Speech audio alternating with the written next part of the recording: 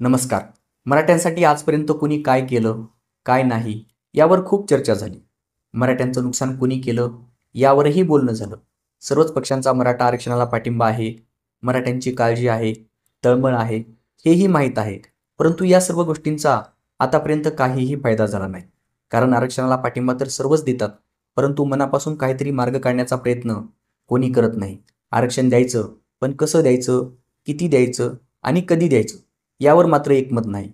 ही गोष्ट आता सर्वसामान्य मराठ्यांच्या लक्षात आली आहे. त्यामुळे सर्वपक्षीय राजकीय नेत्यांना अडवून जाब विचारला जात आहे आणि भूमिका स्पष्ट करायला सांगितलं जात आहे.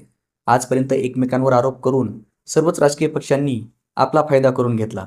परंतु आता मात्र गोलगोल उत्तर देऊन चालणार नाही. स्पष्ट भूमिका सांगावी लागेल की मराठ्यांच्या सरसकट ओबीसी आरक्षणाला पाठिंबा आहे की नाही. आता काही जण बोलतील हे सरकारचं काम आहे, तर काही जण बोलतील विरोधकांनी आतापर्यंत काय केलं. अर्थात एकमेकांवर आरोप करण्यासाठी खूप मुद्दे आहेत, परंतु यातून आपला काहीही फायदा होणार नाही.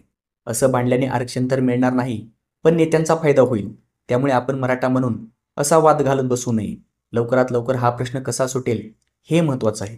आणि हा प्रश्न जर खरंच सोडवायचा असेल तर सर्व राजकीय पक्षांना एकत्र येऊन विचार करावा लागेल आणि एकमताने तोडगा काढावा लागेल. कारण कोणतंही सरकार असो, मग ते आताचं असो वा नंतर दुसरं आलं तर ते असो, अशा प्रकारे आरक्षण देणार नाही.